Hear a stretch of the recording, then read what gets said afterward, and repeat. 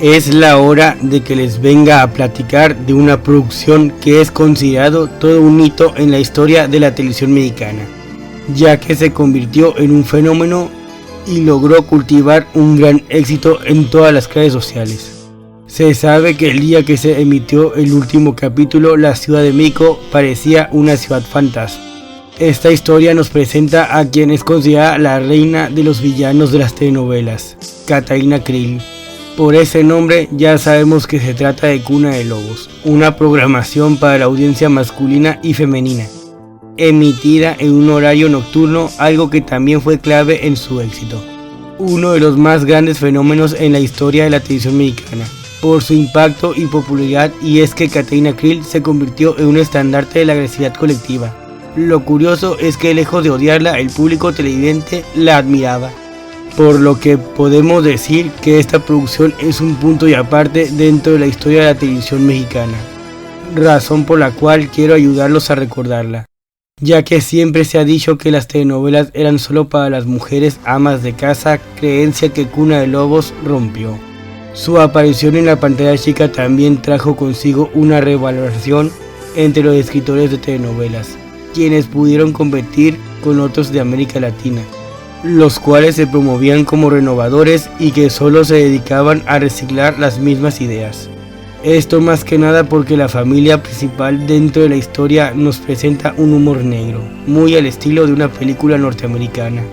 A continuación conocerán esta historia, así como su remake, y qué diferencias guarda este con el original. Y por supuesto tendrán que conocer todos los aspectos por los cuales esta producción es muy famosa, incluso hasta nuestros días. Acompáñenme en este recorrido.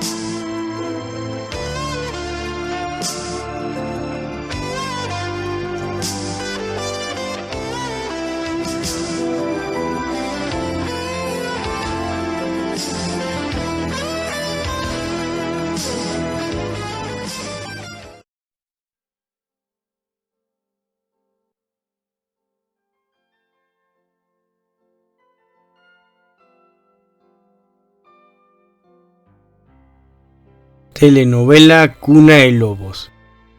Estuvo bajo la producción y dirección de Carlos Telles, con un guión original escrito de Carlos Olmos y una excelente música incidental a cargo de Pedro Plasencia. Contó con una duración de 170 capítulos de 30 minutos, los cuales eran emitidos de lunes a viernes por el Canal 2. Comenzaría emisiones el 13 de octubre de 1986. Y finalizaría con las mismas el 5 de junio de 1987, protagonizada por Gonzalo Vega y Diana Bracho, antagonizada por María Rubio, Alejandro Camacho y Rebeca Jones, así como también contó con las actuaciones de Carlos Cámara, Rosa María Bianchi, Carmen Montejo, Humberto Elizondo, Margarita Isabel y Josefina Chanove. Podemos decir que al momento del arranque este sería discreto, debido a que en ese año el Canal 5 emitía los últimos capítulos del melodrama venezolano Topacio, el cual contaba con un alto rating. Al terminar esta producción es que finalmente los televidentes volvieron la vista al Canal 2 y comenzarían a prestar atención a esta historia. Es así como comenzó el éxito de este clásico de la televisión mexicana. Con el paso de las semanas, Cuna de Lobos comenzó a llamar más y más la atención de las multitudes, ya que abordó conflictos que no eran los que normalmente se tocaban en las telenovelas mexicanas: el robo de infantes, la maternidad clandestina, la esterilidad, las bodas falsas y la tortura psicológica. La familia Larios Krill es la viva representante de un tipo de poder, el económico, ya que pertenece a la burguesía, uno de los retratos más crueles e insólitos de la familia mexicana, un tema que debería ser de reflexión dentro de nuestra sociedad, A continuación, tienen un pequeño resumen sobre la trama de esta historia de género policíaco. En el primer capítulo conocemos a Don Carlos Larios, interpretado por Raúl Meraz, a quien podemos describir como un hombre maduro quien está casado en segundas nupcias con Catalina Krill, encarnada por María Rubio, quien vive convencido de que su hijo José Carlos, personaje de Gonzalo Vega de su primer matrimonio, es el responsable del accidente donde su actual esposa perdió el ojo derecho. Sería esta quien inventó haberlo perdido al momento que José Carlos en su niñez jugaba con un trompo, el cual al zafarse de la cuerda fue a dar al ojo de su madrastra. Es así como lo hace culpable del accidente y con lo que lo martiriza en su edad adulta, con el fin de que Alejandro, personaje de Alejandro Camacho, el hijo de su matrimonio con Larios, herede la empresa farmacéutica Lar Krill. Don Carlos descubrirá el engaño de su mujer e intentará resarcir moral y económicamente al hijo mayor mediante la modificación de su testamento, así como también al divorciarse de ella, algo que no conseguirá pues Catalina al envenenarlo con un poderoso veneno que vertió en su jugo de naranja, el cual no deja huella en el organismo. En el testamento que no pudo modificar, Carlos Larios asienta como condición que, para legar su fortuna, uno de sus hijos debería darle un nieto. Por su sentimiento de culpa, José Carlos se mantendría como un soltero empedernido, aunque con muchos problemas con el juego. Es la imagen del don nadie burgués, apostador y perdedor, tomador e irresponsable, sin oficio ni beneficio, mientras que Vilma, interpretada por Rebecca Jones, la esposa de Alejandro, es estéril, razón que la obligaría a acatar sin ningún reparo las órdenes de su marido y de su suegra. Así que Alejandro decide seducir a Leonora, encarnada por Diana Bracho, una mujer joven e incauta. Celebraría una boda falsa con el único deseo de embarazarla y quedarse con el hijo de ambos, al cual pensaba hacer pasar como hijo de su matrimonio con Vilma. Mientras que Vilma, para seguirle el juego a su esposo, fingiría ante todos un embarazo, pero Catalina Krill descubriría en qué están metidos su hijo y su nuera, y decide ayudarlos en su farsa. Al nacer el niño, al cual nombran como el pequeño Edgar, debido a que el padre de Vilma se llama Edgar, se lo quitan a Leonora y se lo entregan a Vilma. A partir de ese momento, Catalina Krill comenzará a hacer todo lo posible para que Alejandro se quede con el negocio familiar. Se dedicaría a quitar del camino a todo aquel que interfiriera en sus planes, mediante el asesinato. A partir de este momento, todos los demás personajes girarían en torno a ella. Otro personaje que valdría la pena destacar es el de Rosalia Mendoza, interpretado por Lilia Aragón, quien podemos decir es una antagonista menor, ya que era la esposa del Dr. Frank Sindel, encarnado por Ramón Menéndez, quien al enterarse que su esposo tiene interés en Berta Moscoso, la secretaria de Catalina, presentada por Rosa María Bianchi, quien estaba en la clínica Shangri-La con la intención de sacar de ahí a su abuela, Rosalia decide quemar la clínica para deshacerse de Berta, con las palabras: "Nos vemos en el infierno, mi amor". En el incendio mueren su esposo, la abuela de Berta y otras personas. En palabras del maestro Alfredo Gudini, en la clínica Shangri-La se especializaban en sacar hijos, vendían órganos humanos al extranjero. En esa clínica tenían secuestrada a la heroína Diana Bracho. Tras la grabación de la telenovela y el incendio provocado por la Aragón, aquel cerrito quedó más original, con las paredes quemadas y la anécdota en los labios de los asistentes, porque siguieron las tocadas. Una noche de onda rockera, una maestra simuló un pequeño incendio, al igual que Lilia Aragón en Cuna. Recitó aquello de "Nos vemos en el infierno, mi amor". Llegado el momento, Alejandro conocería todos los crímenes de su madre, los cuales siempre pretendía ignorar. Mientras que Leonora, al recuperarse de sus lesiones, decide recuperar a su hijo. Adoptaría las mismas tácticas que los Larios usaron con ella. Se casaría con José Carlos, quien para ese momento de la historia se encontraría en la más completa ignorancia de lo que pasaba a su alrededor. Por la información que Leonora le proporcionara a cuentagotas es que José Carlos se enteraría de la verdad, quien al enfrentarse a su madrastra y revelarle que sabe todo, le da un frasco, el cual contiene el mismo veneno con el que ella dio muerte a su padre. Todos los crímenes que cometiera Catalina se verían justificados en los últimos capítulos, ya que comenzaría a mencionar una psicopatía por la cual cometería crimen tras crimen sin inmutarse. Al final decide acabar con José Carlos y Leonora, a quienes odia profundamente.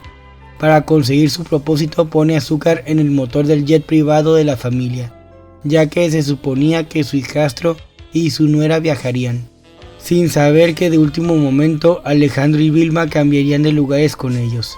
Debido a un cáncer que padecía Vilma, Alejandro decide llevarla a Houston. Al enterarse que el avión explotó, Catalina Krill quedaría verdaderamente trastornada al descubrir que había acabado con la vida de su hijo. Se vestiría con la ropa que usaba cada vez que asesinaba a alguien, para después beber el veneno que le proporcionó José Carlos, por lo que muere antes de que la policía la detuviera, procesara y condenara. 5 años después, en la mansión vivirían Leonora y José Carlos, junto con Esperanza, personaje de Carmen Montejo, madrina de la protagonista, así como con Elvia, personificada por Josefina Chanove, la amorosa ama de llaves, y los 2 hijos del matrimonio, el pequeño Edgar, a quien le cambiaron el nombre por el de Braulio, y José Carlos, el hijo de los protagonistas. En el aniversario de las muertes de Catalina, Alejandro y Vilma, Braulio y José Carlos entrarían a la recámara que fuera de Krill, habitación que se encontraba clausurada por ser donde nuestra villana se suicidó, y donde dejó un sinfín de documentos, fotografías y detalles de su vida, mismos que nunca fueron destruidos. Tenemos la escena donde José Carlos le pide a Braulio que se vayan a comer, a lo que este gira la cabeza, donde vemos que se puso un parche de su abuela en el ojo derecho, y dice la memorable frase: "Yo no soy Braulio, soy el pequeño Edgar". La imagen se congela, con lo que aparece la palabra fin entre interrogaciones y sin más, así termina la telenovela. Dicha escena se convirtió inmediatamente en uno de los más famosos de la televisión mexicana, ya que la maldad de Catalina Krill había dado su fruto en su pequeño nieto. Hubo muchos rumores de una posible secuela, esto por el final abierto del melodrama, donde se señala que aparecería una desconocida gemela de Catalina Krill, quien llegaría súbitamente a México dispuesta a vengar la muerte de su hermana y quedarse con el pequeño Edgar.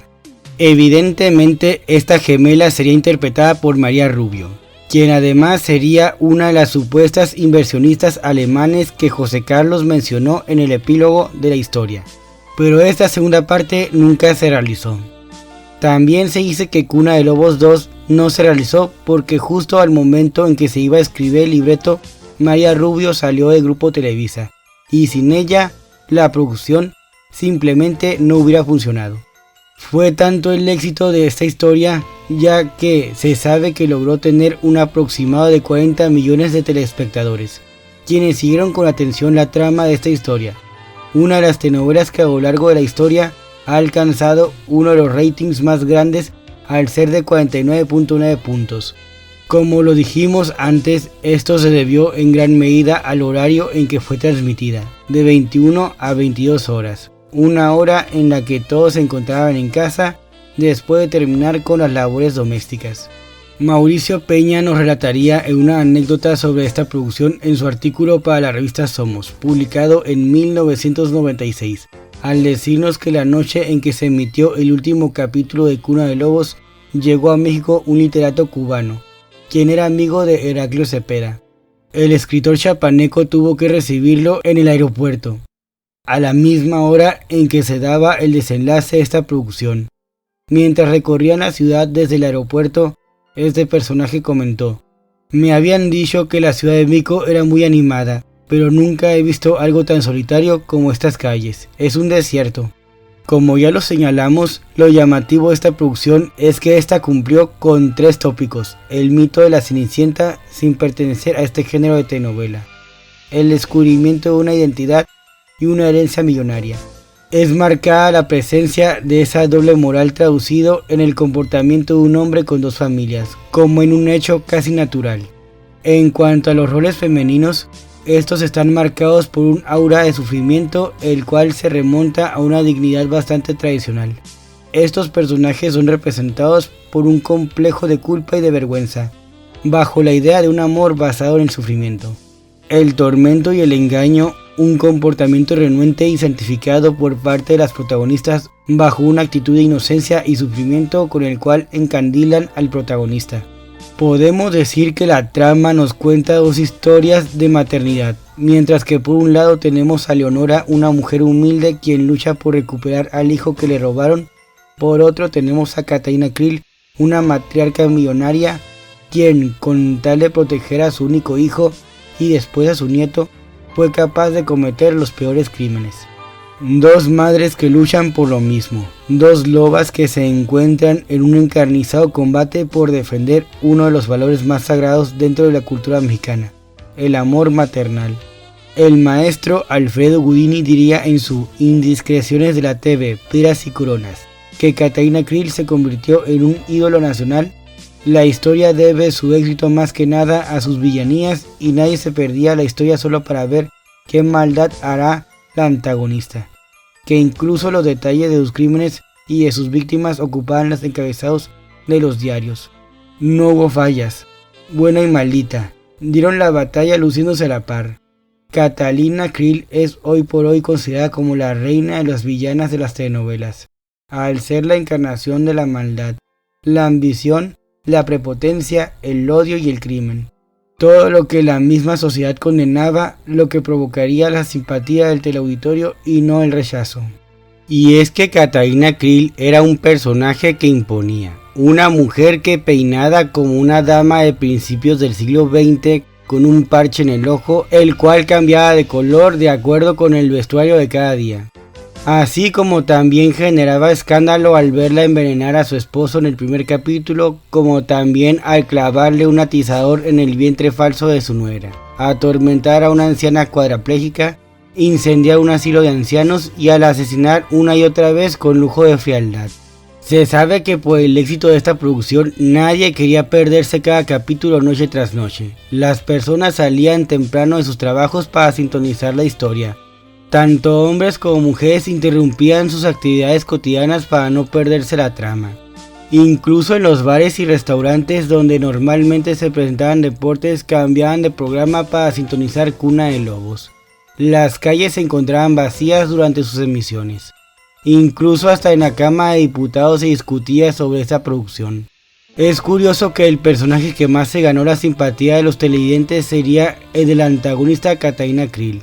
Es muy recordado el célebre Katarina Krill para presidente que alguna persona grafiteó en Ciudad de Nezahualcóyotl, un suburbio de la Ciudad de México. Durante la recta final de esta historia, el ambiente de la Ciudad de México era una locura. Nadie hablaba de otra cosa que no fuera Cuna de Lobos. Incluso se llegaron a confeccionar piñatas de Katarina Krill. En palabras de Luis Terán en su crónica de la telenovela Lágrimas de Exportación, este fue el único medio al que no demandó Carlos Olmos por utilización sin permiso de su notable personaje. Se ha llegado a pensar que el famoso parche de Katarina Krill proviene de la película El Aniversario, donde Bette Davis también utilizaba un parche y tenía serios problemas con su familia.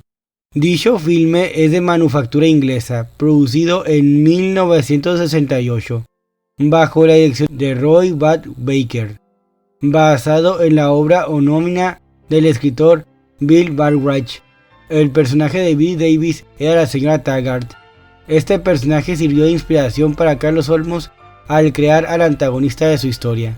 Los argumentos de la película y de la telenovela pueden parecer iguales. En realidad el tema central es totalmente distinto. Dentro de la telenovela, Katarina Krill está decidida a conseguirle a su único hijo Alejandro la totalidad de la inmensa fortuna de su padre muerto. Por lo tanto deberá destruir al otro heredero, su hijastro José Carlos, así como a cualquiera que se interponga en su camino. Mientras que en la película la señora Taggart desea para beneficio propio tener el dominio absoluto de sus vástagos, Terry, Tom y Henry, a quienes obliga a estar con ella, valiéndose de un supuesto homenaje a su difunto esposo. Podemos notar que entre ambos personajes existe cierta similitud. Ninguna de ellas jugó el rol de esposa sumisa o bajo los deseos de sus hijos. Ambas eran pertenecientes a una clase empresarial, tenían poder y eran cabeza de familia. no permitieron cuestionamientos y nadie pasaba por encima de su autoridad sin pagar las consecuencias. Luis Gabriel Saldívar Rivero diría en su tesis de licenciatura Muchachos fugaces, factores que propician el éxito de la telenovela juvenil, que antes de esta historia eran pocas las producciones que contaban con locaciones exteriores en un 50%. En palabras del autor, antes era esporádica la salida de foros. A partir de Los Lobos, las telenovelas se graban en todo el mundo si es necesario. En el caso del melodrama que aquí nos compete, este contó con escenificaciones en Nueva York. Tan importante ha sido esta producción que incluso a 30 años de su primera emisión, su argumento no ha pasado de moda. En el lenguaje o la tecnología empleada, esto claro al tomar en cuenta que estas producciones requieren de una readaptación para volver a ser grabadas, esto por el cambio en la vestimenta, la tecnología y en cierto modo también las ideas de la sociedad. José Tames hablaría con Carlos Telles sobre Cuna de Lobos para su artículo publicado en Somos en el año de 1992. Esto es lo que el productor diría. Cuna de Lobos era una historia muy riesgosa, comenta Carlos Telles, porque en realidad trataba de una asesina compulsiva y en aquel entonces las telenovelas no estaban tan saturadas de crímenes como lo están ahora. Por supuesto que ya se habían hecho algunas novelas policíacas, pero estaban más inclinadas al estilo Agatha Christie, donde existían varias posibilidades y había que descubrir al criminal. Carlos Olmos y yo quisimos que Cuna de Lobos presentara el punto de vista del criminal, apegándonos más a la escuela de la novela negra americana. La gente del medio nos decía que el público no iba a entender una telenovela tan vertiginosa de más de 30 escenas por capítulo, cuando lo tradicional eran 12. La telenovela se realizó con mucha premura, a tal grado que lo mismo no me di cuenta del éxito que teníamos hasta que pude terminar de grabar, pues estaba metido en el foro de las 9 de la mañana a las 9 de la noche. Fue una telenovela escrita muy democráticamente para 5 estelares. Inclusive Rebecca Jones, que venía de un primer crédito en El Ángel Caído, aceptó un cuarto crédito sin ningún problema, pues el argumento realmente favorecía a todos. Sin embargo, es innegable que después de Catalina Krill, el papel de villano se convirtió en el más cotizado por los actores. Cuenta Luis Reyes de la Maza, esposo de María Rubio, que en una ocasión estaban buscando sirvienta y les llevaron a una muchacha muy tímida, que estaba sentada en la sala esperando a que la señora viniera a hablar con ella. En el momento en que María hizo su aparición, la muchacha la vio y salió corriendo despavorida. ¿Por qué a la gente le llegó tanto el personaje de Catalina Krill?, se pregunta Carlos Telles. Yo soy el primero que no lo sé. Quizá la fortaleza y autoridad del personaje en un momento en el que el país estaba un poco desbalanceado fue lo que causó tanto entusiasmo, al grado de que en las bardas se llegaba a leer Catalina Krill para presidente. Es una de las producciones de Grupo Televisa que más se ha exportado a otros países, como Suecia, Australia, Alemania, Venezuela, China, Italia, Rusia, Nueva Zelanda, Noruega y Líbano, por lo que se ha convertido en una de las más grandes exportaciones del género. Por poner solo algunos ejemplos, la SBT en Brasil al emitirla le cambió el título por el de Ambición, ya que el sonido portugués del nombre mexicano no era tan fuerte. También quitarían la música instrumental que aparecía en la entrada, por una canción de Artur Resende, la cual también llevó por título Ambición. La revista People en español la incluyó entre las 10 mejores telenovelas del mundo. En Madrid, España, la cadena RTVE, según dicen, se hizo una serie basada en Cuna de Lobos, titulada La Verdad de Laura, la cual fue emitida del 2 de enero al 5 de julio del 2002, donde tenemos a Teresa de Luarca, quien a diferencia de Catalina Krill simularía haber quedado paralítica después de rodar por las escaleras y todo para que su esposo la compadezca. Pero al momento que la policía iniciara con una investigación sobre los asesinatos cometidos, toda la familia sería sospechosa, todos excepto Teresa, ya que estaba en silla de ruedas.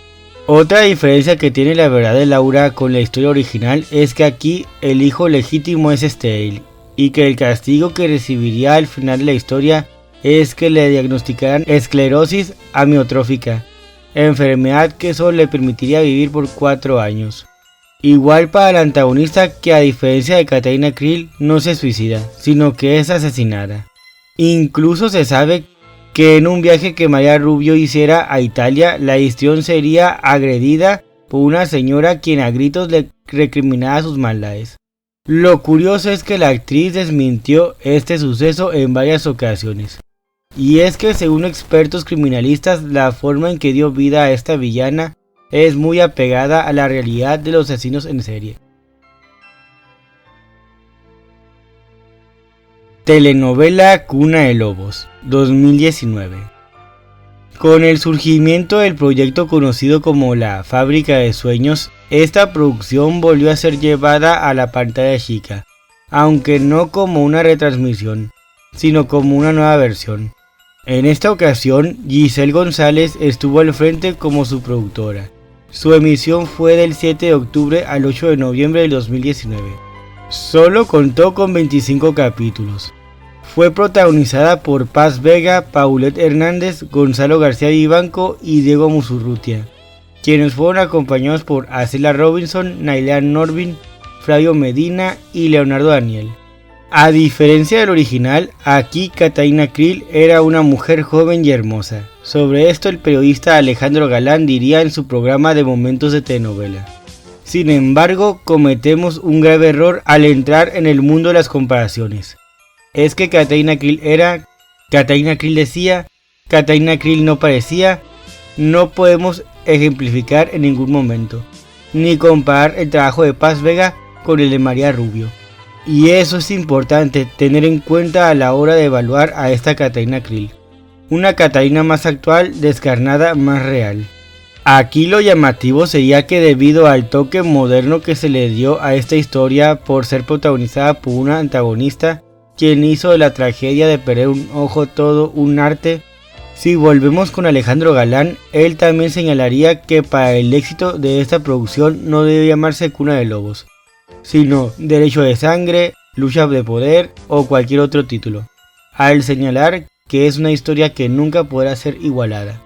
Al final de la producción, el mismo Alejandro Galán haría una crítica sobre esta historia. A continuación les compartiré los aspectos más importantes que mencionó el periodista. Lo que vimos en pantalla no tiene nada que ver con el texto de Carlos Olmos, el original de esta historia.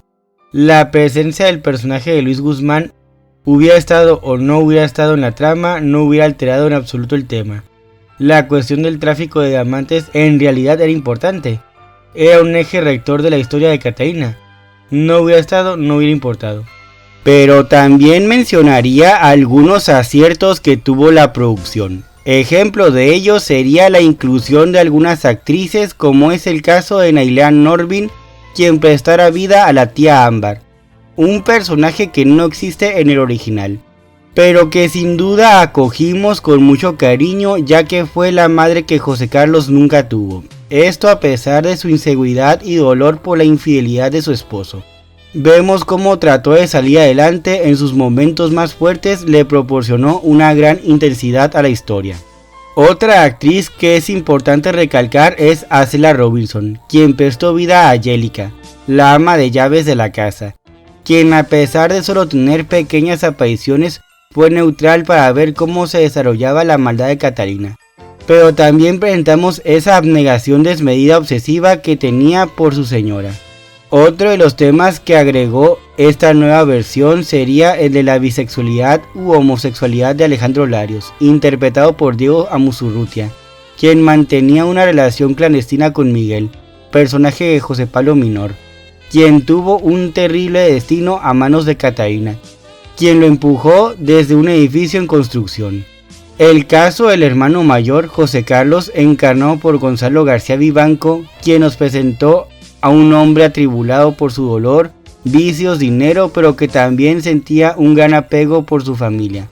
En esta ocasión, Leonora, presentada por Paulette Hernández, jugó un rol un tanto distinto que en el original, ya que buscó reivindicar a su protagonista, al hombre de la historia, ya que en la primera versión todo giraba exclusivamente en recuperar a su hijo. En esta ocasión buscaba ayudar a José Carlos, Al tratar de sacarlo de su vida llena de vicios, sin rumbo fijo, vemos cómo finalmente lo logra. En el caso de nuestra antagonista Katarina Krill podemos ver cómo desde el principio marca su territorio. También su infortunio al matar a su esposo para seguir engañando la memoria de este con su cuñado. Los homicidios que cometió eran tan predecibles, sabíamos en qué momento iba a matar, a quién y el por qué. Es decir, aquí no tuvimos esa chispa de incertidumbre y suspenso que caracterizaba al personaje de María Rubio. La representación de Paz Vega era despiadada, pero se dejaba llevar por sus emociones. Katarina Krill no es una mujer que se dejara llevar por sus crímenes, a pesar de no ser una asesina profesional. Esta Katarina lograría evadir a la justicia, pero de un modo bastante irrisorio y poco creíble. Es decir, fue y mató a la morgue a un doctor y nadie la vio entrar, nadie la vio salir, ninguna cámara testificó el hecho. Incluso podemos percatarnos que la muerte de su propio hijo no la destrozó, como en el caso de la interpretación de María Rubio, ya que en el último capítulo estaba más enfocada en vengarse de José Carlos y Leonora y quedarse con su nieto. La personificación que Diego Musurrutia hace de Alejandro también distaría mucho de la versión original, ya que aquí, lejos de ser un antagonista, en realidad es otra víctima de su mamá, quien no acepta su verdadera orientación sexual y por haber asesinado a Miguel, el amor de su vida. La escena donde explotó el avión en el que viajaba Alejandro Larios es algo que simplemente no tenía sentido, ya que al momento en que el avión se viene abajo, el personaje tiene todavía la oportunidad de hablar por teléfono con su madre 2 veces, y con José Carlos, a quien le da un largo diálogo y le pide perdón por todo lo que le ha hecho.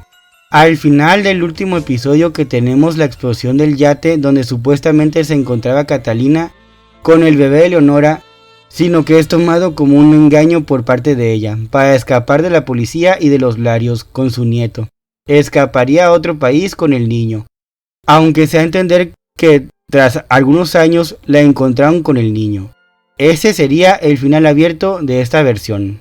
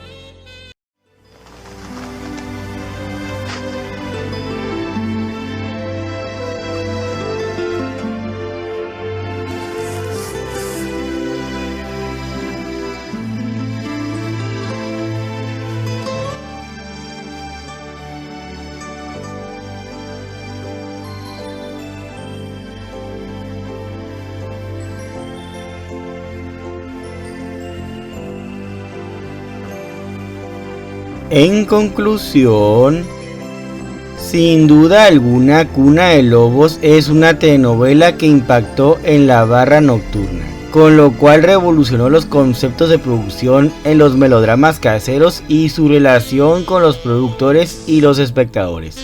Gracias a la exportación, esta historia logró incrementar la importancia de las telenovelas mexicanas, con lo que podemos decir que es un referente obligado para la televisión mexicana. Sus personajes son como una especie de iconografía nacional e internacional, y es que las situaciones que nos presenta aún provocan la emoción dentro de las multitudes.